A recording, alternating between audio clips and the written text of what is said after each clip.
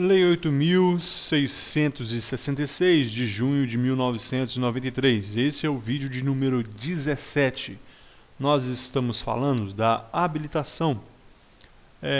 Na aula passada, nós falamos da habilitação, falamos que os documentos necessários à habilitação poderiam ser original, cópia autenticada em cartório ou autenticado por servidor da administração ou ainda publicado por órgão de imprensa oficial.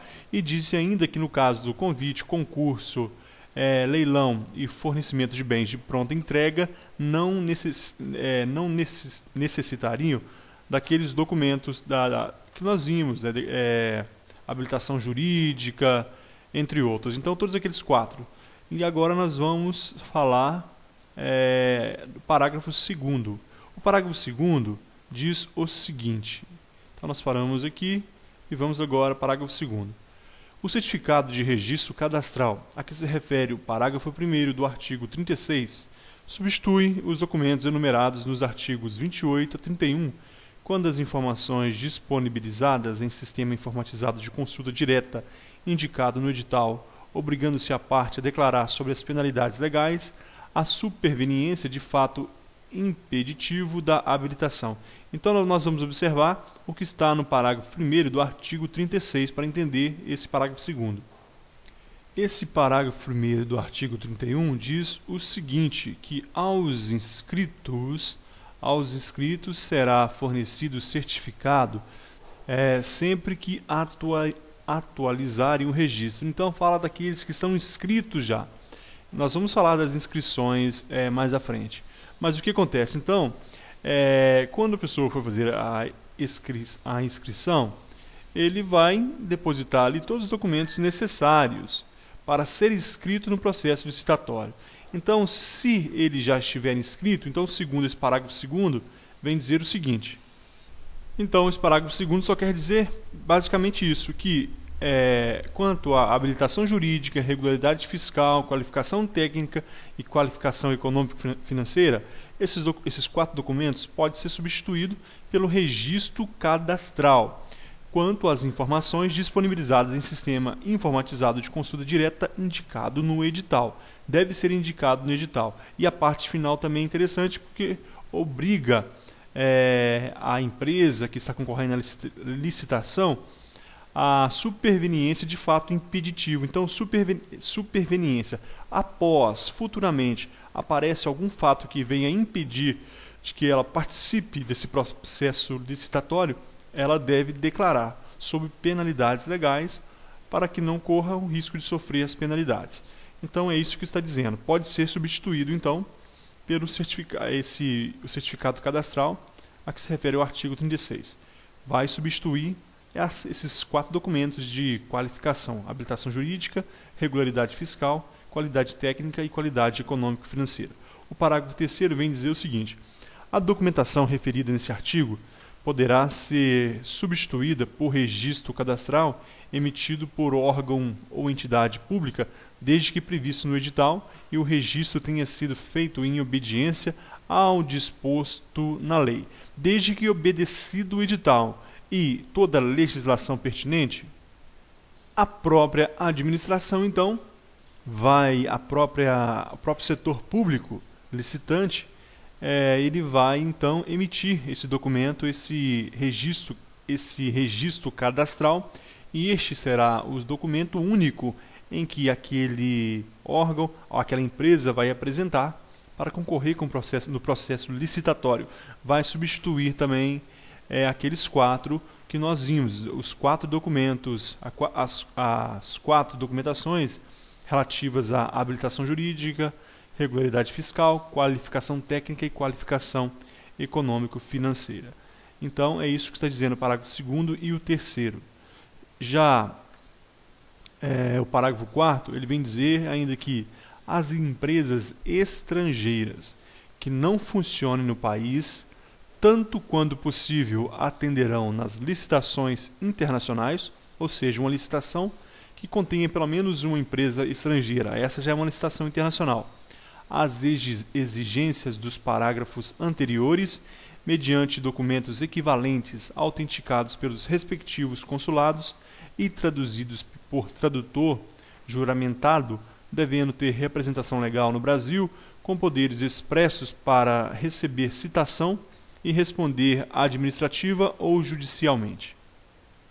Esse parágrafo 4º só vem dizer que as empresas estrangeiras também devem seguir os mesmos procedimentos que as empresas nacionais. Elas podem também ter substituído aquelas quatro qualificações por declaração, por documentação emitida pela própria empresa? Pode, mas olha o que está dizendo aqui.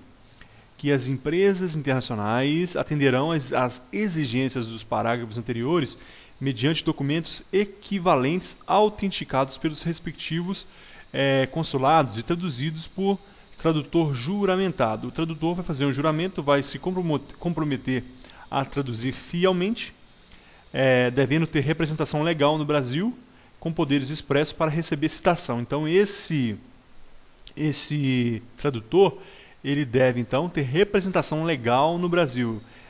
Formalmente, ele vai ser um diplomata, vai ser alguém que vai trabalhar aqui como na embaixada do seu país aqui no Brasil, por exemplo.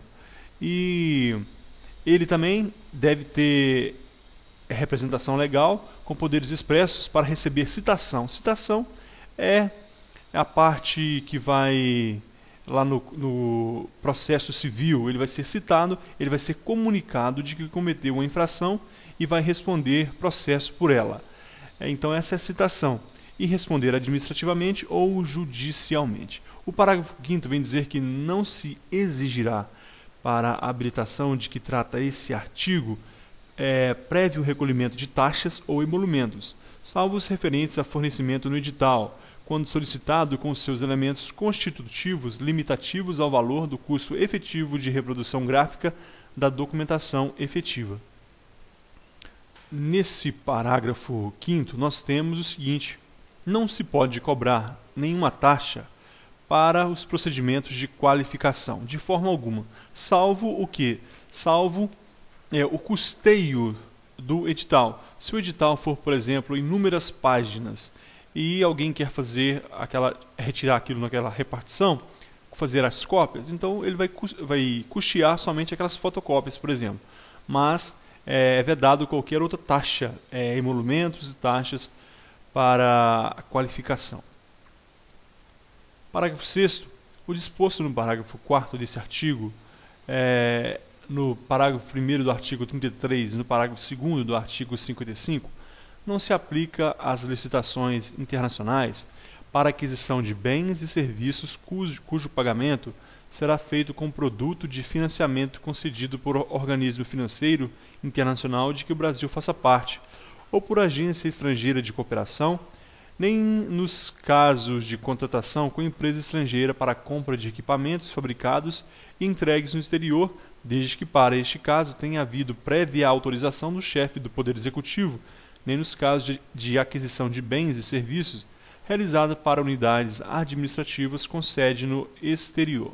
Então vamos entender cada caso aqui. Para entender esse parágrafo 6º, nós vamos voltar então ao parágrafo 4º. O parágrafo 4º diz então que as empresas estrangeiras que não funcionem no país, tanto quanto possível, atenderão nas licitações internacionais às exigências dos parágrafos anteriores, mediante documentos equivalentes autenticados pelos consulados e traduzidos por tradutor juramentado. Aí nós temos o parágrafo 6º dizendo que esse disposto, isso que nós acabamos de falar, mais ainda, o parágrafo 1º do artigo 33, no consórcio de empresas brasileiras e estrangeiras, a liderança caberá obrigatoriamente à empresa brasileira, nos consórcios, então, entre empresas brasileiras e outras estrangeiras. E ainda o parágrafo 2º do artigo 55, nos contratos celebrados pela administração pública com pessoas físicas ou jurídicas, inclusive aquelas domiciliadas nos estrangeiros, deverá constar necessariamente cláusula de que declare competente o foro da sede administrativa para dirimir qualquer questão contratual, salvo o que nós acabamos de ler no parágrafo 6º aqui. O que isso quer dizer? Esses três dispositivos não se aplicam aqui nessas licitações internacionais para aquisição de bens e serviços cujo pagamento será feito com financiamento concedido por organismo internacional de que o Brasil faça parte. Por exemplo, o Brasil financiou tal produto pelo FMI, Fundo Monetário Internacional. Então não vai se aplicar essas cláusulas aqui, a empresa brasileira, então não ou outro consórcio qualquer. Não vai se aplicar esses 3 dispositivos, ou ainda por agência estrangeira de cooperação, nem nos casos de contratação com empresa estrangeira para compra de equipamentos que serão entregues no exterior. Então, a agência estrangeira, nesse caso de contratação com empresa estrangeira para compra de equipamentos fabricados e entregues no exterior. Se o equipamento foi comprado lá nos Estados Unidos, entregue lá mesmo para uma empresa brasileira, então esses dispositivos de habilitação não serão aplicados. É lógico que para isso, desde que para isso, caso tenha havido prévia autorização do presidente, e nem nos casos de aquisição de bens e serviços realizada por unidades administrativas com sedes no exterior. Então, unidades administrativas, consulados, embaixadas, etc. Se a sede é no exterior, não vai se exigir a prévia habilitação conforme os moldes que nós vimos aqui do artigo 28 até o artigo 31. Então, essa habilitação não será exigida. Então, esse disposto no parágrafo 4, que nós vimos que as empresas estrangeiras que não funcionam no país, quando possível, vão atender os mesmos procedimentos das empresas aqui do Brasil. Então, esse dispositivo, mas o dispositivo que diz que o consórcio de empresas brasileiras e estrangeiras caberá a liderança obrigatoriamente à empresa brasileira, e isso não será obrigatório aqui neste tipo de licitação internacional, que seja financiada por organismo internacional ou ainda por agência estrangeira de cooperação, ou ainda se o produto, o serviço prestado ou equipamento for consumido ou entregue no exterior. Nesses casos também está dispensado. E ainda nos casos de celebração pela administração pública com pessoa física ou jurídica, inclusive aquelas domiciliadas no estrangeiro, deverá constar cláusula que declare o foro competente da administração. Isso também não será exigido aqui nesses casos desses 3 tipos de licitação aqui. Lembrar que, desde que para caso tenha havido prévia autorização do chefe do executivo. Isso também deve estar bem claro. Então, continuando, artigo 33, ainda falando da habilitação.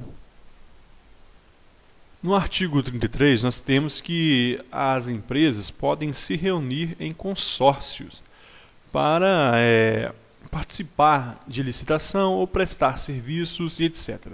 Então, quando permitida na licitação a participação de empresas em consórcio, observar-se-ão as seguintes normas. Então, as normas abaixo são para as empresas que se reuniram em consórcio, conforme disciplinadas lá no Direito Civil 1. Comprovação do compromisso público, ou no direito empresarial, melhor dizendo, comprovação de compromisso público ou particular de constituição de consórcio subscrito pelo consorciado. Ele vai comprovar, então, a documentação de que aquele consórcio público ou particular, existem os consórcios públicos, existem os consórcios privados. Então, eles vão apresentar aquela documentação.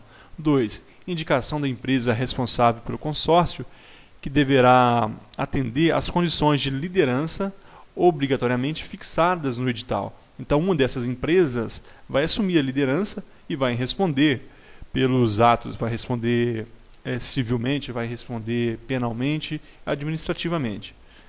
3. Apresentação dos documentos exigidos no artigo 28 a 31 desta lei.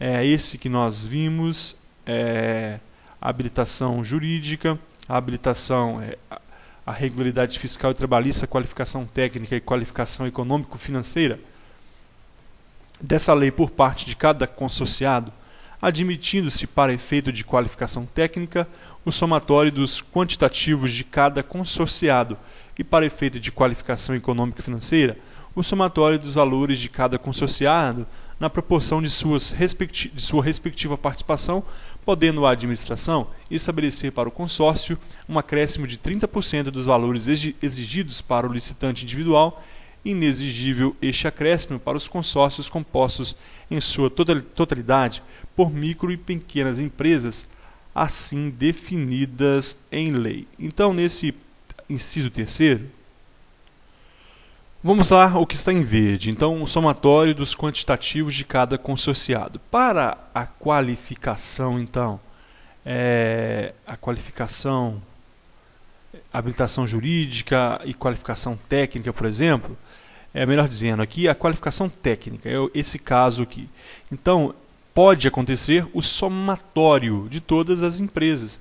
Vai só somar todas as empresas e vão, somando as empresas, eles vão ver que possui aí a quantidade de máquinas, a quantidade de mão de obra suficiente. Então, pode fazer o somatório para fazer essa habilitação. E também, se o edital, por exemplo, exigir um patrimônio líquido de 100 milhões de reais, pode-se fazer o somatório dos valores de cada consorciado, de cada empresa, somou todas, deu aí os 100 milhões de reais. Então, beleza, é permitido isso. Só que nesse caso, pode a administração estabelecer para o consorciado, para o consórcio, um acréscimo de 30%. Então, a administração pede que o patrimônio líquido da empresa seja 100 milhões de reais. Então, ela pode exigir no edital que, em caso de consórcio, seja 130 milhões de reais o patrimônio líquido. Então, isso é permitido. Inexigível esse acréscimo para os consórcios compostos em sua totalidade por micro e pequenas empresas, assim definidas em lei. As micros e pequenas empresas, elas têm vários benefícios definidos em lei, seja tributária, fiscal, elas têm o simples e tem inúmeros outros benefícios. E, inclusive, na lei de licitação, esses 30% a mais aqui serão inexigidos para micro e pequenas empresas que estejam em consórcio, somente para empresas comuns e empresas grandes. O inciso 4. Impedimento de participação de empresa consorciada na mesma licitação através de mais de um consórcio ou isoladamente. Então, uma empresa, ela está em um consórcio. A empresa que está liderando vai lá fazer esse consórcio, vai lá participar dessa licitação, e essa empresa que está junto com essa empresa que lidera, vai por fora e vai concorrer também isoladamente. Não pode, isso é impedimento, é vedado isso. O que pode, se é uma empresa que quer correr isoladamente, ela não pode estar no consórcio de empresas. Ou se ela for concorrer no consórcio de empresas, ela não pode concorrer também isoladamente. E nem se essa empresa estiver em mais um consórcio, aquele outro consórcio também ela não poderá concorrer através de outro consórcio, somente de um. 5. Responsabilidade solidária dos integrantes pelos atos praticados em consórcio, tanto na fase de licitação quanto na execução do contrato. A responsabilidade no consórcio é uma responsabilidade solidária. Todos respondem pelos atos praticados pelo consórcio. Então, lá houve uma fraude, então o consórcio havia 5 empresas, por exemplo, então ela foi punida, aí 4 empresas vão sair e vão deixar uma só para ser punida. Não pode. Todas respondem pelos atos, seja na fase da licitação, quando na execução do contrato.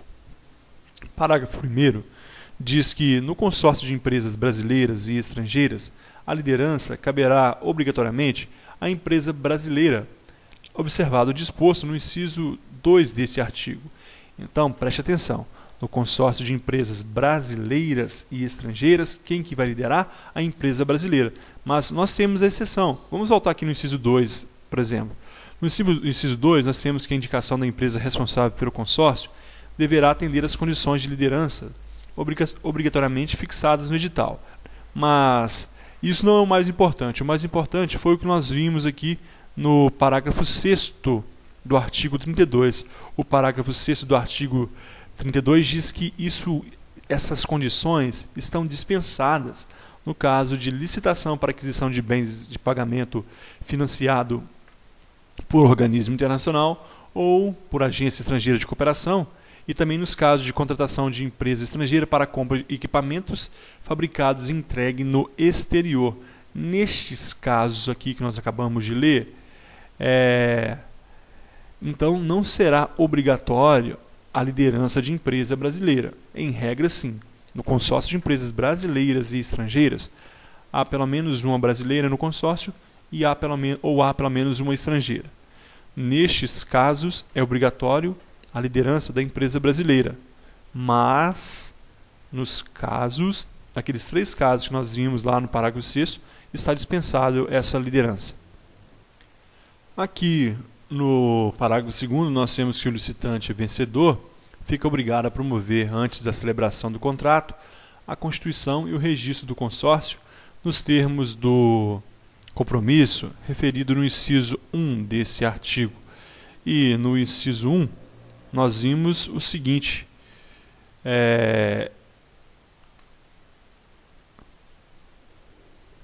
vamos voltar lá no inciso 1 para a gente ver melhor. O inciso 1 dizia o seguinte: a comprovação do compromisso público ou particular de constituição de consórcio subscrito pelo consorciado. Então, antes dele assinar o contrato, antes de ele promover a celebração do contrato, ele deve publicamente ir lá, conforme a lei, conforme as regras de constituição de consórcio público ou particular, ir lá e fazer esse contrato e registrar na junta comercial ou onde for necessário, assinar a edição, a publicação, o compromisso desse consórcio.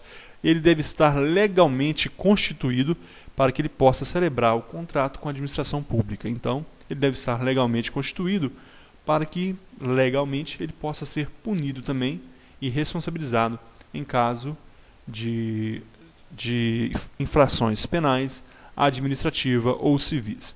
Aqui nós terminamos esse vídeo de número 17 e no próximo nós daremos início falando dos registros cadastrais. Muito obrigado e até a próxima.